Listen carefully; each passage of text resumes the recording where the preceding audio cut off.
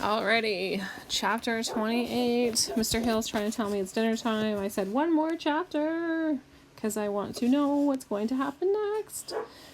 You can also hear my dog, of course, barking outside because that's what she does best.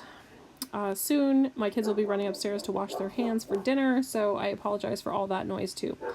Alrighty, here we go. Chapter 28!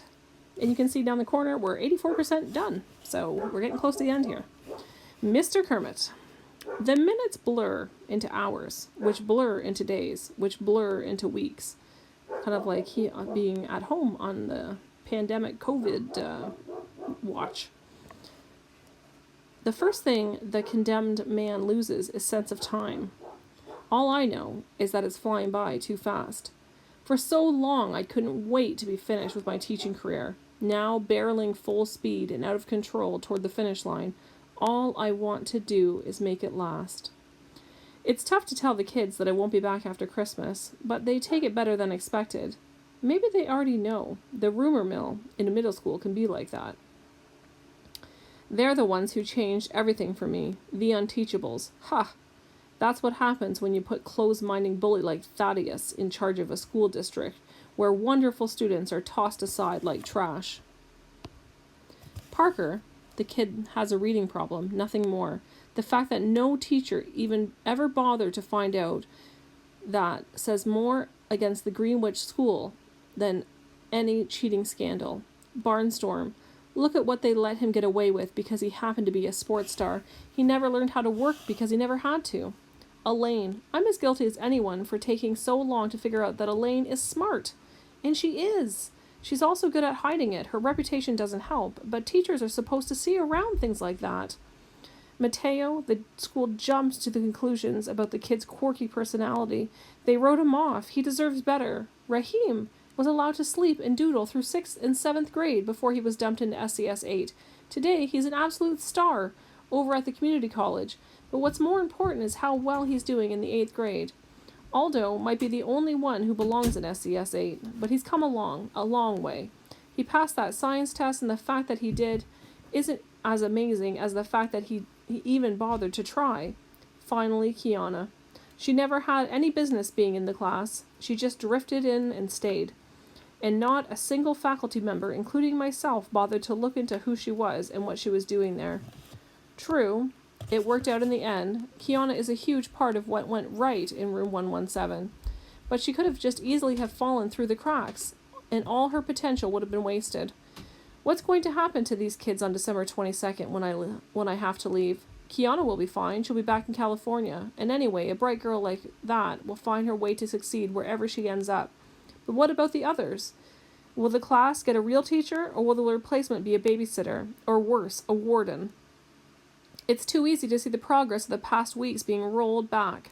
Christina will try to do right by the students, but in the end, Dr. Thaddeus calls the shots. He might even kibosh the trips to Terra Nova Motors, which means so much to the kids. It hurts to admit, but the transformation of SCS 8 never could have happened without Jake. Part of its field trips, the time away from school. The kids like Aldo and Parker, the things they learned about cars are among the first things they ever learned, period. Or at least learn without hating it. It might have started out as Jake trying to make up for his misdeeds of 27 years ago, but he's taken a real interest in those kids, and they know it. When someone cares about you, it's natural to respond. Strange that the man who used to be my 12-year-old Jake, should star in my teaching rebirth, and his co-star, even stranger, Emma Fountain, daughter of my fiancé, who married someone else. Emma may be a fish out of water in middle school, with her bucket filling and good bunnies, but her energy and enthusiasm are boundless and pure. She awakened a love of teaching in me that was buried before she was even born. Lately, I've been covering Emma's classes while she takes the SCS 8 group over to the dealership. I can't bring myself to go there anymore. I've made a kind of peace with Jake. Even started to like him a little, but it doesn't change the fact that he's the reason Dr. Thaddeus developed his grudge way back when. Better to stay here in room 115, running circle time and playing nursemaid to Vladimir. Emma's students are okay. Mostly there are just too many of them. 43 minutes go by. a bell rings. Oh, I'm gonna sneeze. Hold on. Excuse me. And a new crew is sitting there, looking exactly like the old crew. I can't tell them apart. Not like the Unteachables, who are all so distinct and full of personality. Nobody is likely to mistake Aldo or Elaine for another middle schooler.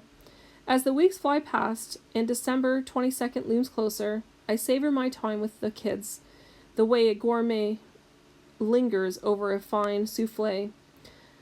The class is spending so many afternoons at Terra Nova Motors these days, they're almost lost to me already. They leave on the minibus at 11 and barely make it back before the 3:30 bell. I read and reread Kiana's essays, lingering over her well-reasoned arguments. I relish the discussions with Elaine and Aldo as they work their way through where the red fern grows. I listen for the faint sounds of Parker whistling through his teeth, a surefire sign that he is reading without having to struggle over every word. I cherish these things because I know I won't have them much longer. At this point, every puffy tail I award may be my last. At home, the walls of the apartment are closing in on me. It never bothered me before, but it's driving me crazy now. This future, kicking around these 2.5 rooms, 1 bath. I was planning to cash it all in at the end of this year anyway, but with early retirement, I would have been able to redecorate, maybe even move to a nicer place in a better part of town. For sure I would have traveled. I might not have had the money for that now, and anyway, I'm so down that I can't think of a single spot on this green earth that I'm interested in visiting. Of course, I could look for a new job. There are other schools in America, but Thaddeus has pretty much taken care of that. How do you explain to a prospective employer that you were fired for cause? Any Google search of my name, Zachary Kermit, will eventually spit out the words cheating scandal, and that'd be a deal breaker. Besides, at 55, I'm not exactly a spring chicken. Starting over from scratch isn't a very attractive option. Saturday morning, I shuffle into the kitchen to investigate the prospects for breakfast. A cheese stick, a semi-stale dinner roll. I stopped food shopping again. I was doing okay for a while, but the bad news jolted me back into old ways. Oh well, with coffee, it should at least be able to go down and stay there. Breakfast is interrupted by a series of clicks. It's the doorbell, or what would be the doorbell if the doorbell worked. Must be a mistake. Nobody ever comes to visit. I haven't ordered anything. I pad barefoot to the door and I peer through the peephole into the smiling face of Emma Fountain. What does she want on 8 o'clock on a Saturday morning? She says, "Don't pretend you're not home, Mr. Kermit. I can hear you walking around in there." I open the door. "What brings you here so early?" "I've come to give you a ride to the science fair," she replies, as if it's the most obvious thing in the world. "I'm not going to the science fair," I tell her. "I'm not feeling very warm and fuzzy to the school these days." "But you can't miss it," she pleads. "What about the kids?" "What kids? My kids? They won't be there. Nobody entered." She looks evasive. That might not be exactly true. The coffee is getting cold. "Of course it's true. I'm their teacher. Don't you think I would have noticed if one of them was working on a science project?" "They did it as a group." I repeat, "Not possible." She drops the bombshell. They've been working at it at the dealership. It strikes a chord. The frequent extended trips to Terra Nova Motors, Emma accompanying the kids so I wouldn't see what was going on. They've been doing this behind my back, and it all fits, except for one gigantic question. But why? "They did it for you," she announces. "For me? Why in a million years would they think that I'd want them to?" Then I remember that random district policy. 10 points added to the science scores of all winners. That would be enough to. They're trying to save my job. She beams. "Isn't it wonderful?" "No," I explode. "It means these kids blame themselves for what happened. How would they even know about the connection to their test results?" She studies the threadbare carpet. "You had no right to tell them that," I rave. "It's a gross violation of my privacy. Worse, it made them feel pressure to enter a science fair they have no chance of winning." "Don't be mad at them." "I'm not mad at them," I exclaim. "I'm mad at you. They could never have done this on their own. You set this up. You and that Terra Nova dimwit. Jake loves you." "Yeah? Well, I tremble to see what would happen if he hated me." She puts on an expression I remember from Fiona, the "I'm not taking no for an answer" face. "Okay," Emma concedes, "so maybe we weren't totally upfront with you, but your kids are at school ready to present their project, and if you're not there to support them, you're never going to forgive yourself." She doesn't fight fair. Pour yourself a cup of coffee, I say, and I'll get dressed. Surrender, total and unconditional. I might as well get used to it. Jake is waiting outside in the porch. Hi, Mr. Kermit. Long time no see. I scowl at him. He's a partner in this deception and deserves no better. Plus, with an entire car dealership at his disposal, he chose to bring the motorized roller skate. For the students, I remind myself, squeezing into the tiny back seat. All the way to school, Jake keeps up a steady stream of conversation, ignoring frantic signaling from Emma to keep his big mouth shut. How about those kids doing this project on their own? He enthuses. They're really something. I'm too angry to answer. It's possible that I'm too contorted in the back seat to make any sound. I'm getting reacquainted with my knees, which are pressed up against my chest. When the Porce reaches Greenwich Middle School, it takes two of them to drag me out of the car. A banner over the front entrance declares Greenwich Public Schools Science Fair District Championships. The parking lot is packed. The school halls bustle with students and parents. I forgot how popular Science Fair is. I knew once, back when I cared about such things. Walking stiffly, zombie style, after the tight car ride, I lumber inside, following Emma and Jake into the gym, which is the epicenter. The large space is filled with long tables and colorful displays stretch as far as the eye can see. Students stand like sentries in front of their projects, excited and nervous and ready to face the judges. It's been a rotten day so far, but as soon as I spot the kids of SCS 8, I feel the corners of my mouth turning upward. Even though I'm against this science fair 100%, I couldn't be more proud. My Unteachables did this for me. Okay, I won't be their teacher for long, but I'm their teacher today, and I intend to act like it. Seeing me, their faces light up, and I smile wider. I must be losing my mind. A real teacher would be chewing them out, not beaming at them. I beam anyway, because they look so thrilled with themselves. Kiana, Aldo, Barnstorm, Mateo, Raheem, and Elaine. I approach the group. Where's Parker? With his grandmother, Kiana supplies. You'll see him soon. Ah, the famous Grams. Some things never change. Well, let's have a look at this top secret project. I turn my attention to the display board behind them. The title is The Internal Combustion Engine. Obviously, the idea came from working at Terra Nova Motors. There are several fantastic drawings and diagrams done by Raheem. They're so professional that I wonder if the judges will believe it's real student work. Beyond that, my heart sinks a little. The project is pretty thin. There's an information booklet with a few pages that could have been copied from any automotive webpage. That's it. No working motor in a study that's supposed to be all about them. Not even a model of one. I picture some of the other displays on the labyrinth of tables throughout the double gym. There's a miniature wind turbine and batteries that store electricity it generates. A Foucault pendulum. Is that how you say that word? Foucault? Let's see. Foucault. Foucault. Oh, it's French. Pendulum, a replica of the internal gyroscope that provides telemetry guidance for ballistic missile. Good thing for this translator. Telemetry. Sorry, I'm sure there's some of you at home that are like, oh, Mrs. Hill, what are you doing? What is your problem? Everywhere, microscopes peer down at single-cell organisms. Gregor counters click. Greiger? Oh, let's do it again. See, these are all words that I'm not really familiar with, so this is obviously the last name of somebody. I'm not really into super science stuff either. So. Geiger. Yay, I was right. Geiger counters click, test tubes bubble, and static electricity jumps from Jacob's ladders. These projects come from the most talented science students in the entire district, not just Greenwich Middle School. The internal combustion engine is a nice effort, but it doesn't come close to anything else here.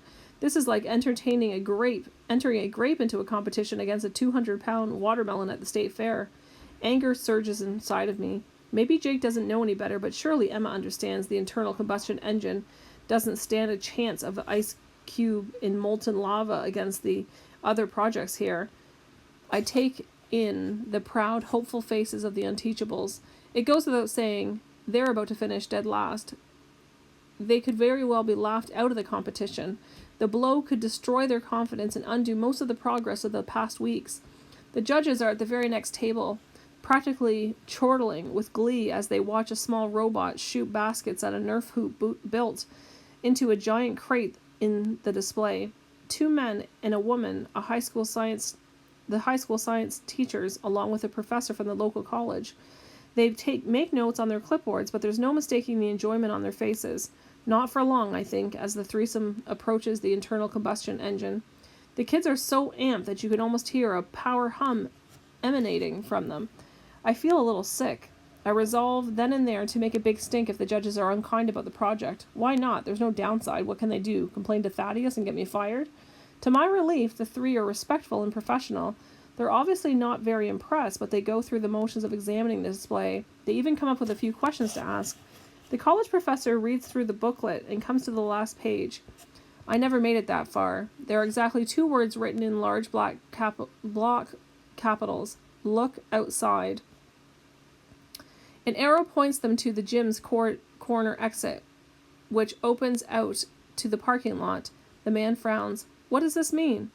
Elaine's deep baritone supplies an answer. Maybe it means, look outside. This way, adds Barnstorm, thump swinging on his crutches toward the door. The judges follow, herded like cattle by the rest of the class. What's going on? I whisper to Emma. She smiles at me misty-eyed. That would spoil the surprise. Jake is grinning, which is almost worse than her kindergarten ways. I'm not in the mood. I step out of the gym and I look around, mystified. There's nothing there, nothing but parked cars. And then an enormous roar cuts the air, an ear-splitting vroom, so loud that you feel it under your fingernails. All attention is wrenched away from the vehicles in the lot to the single car standing in the driveway, revving its enormous engine. It's an amazing sight. The paint job is bright red with flecks of silver that catch the sunlight and dazzle the eye. Emblazoned on the driver's side door is the image of a leaping frog. Sparks flying from the animal's powerful back legs, spraying the full length of the chassis to the rear bumper. There's no hood. The motor has been raised to full view, shiny and brand new. Twin tailpipes gleaming chrome slash down both sides of the car. Multicolored LED lights flash from every single rim.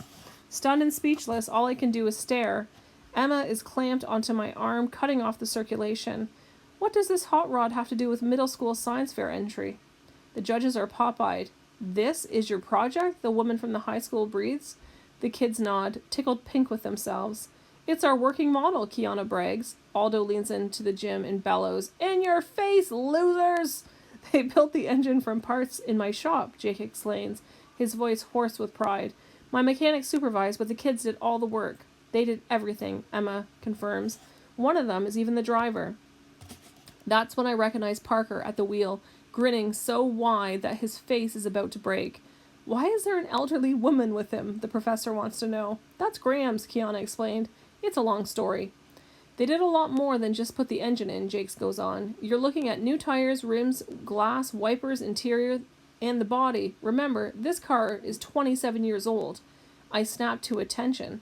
27 years old? I can't believe it. I didn't see it before.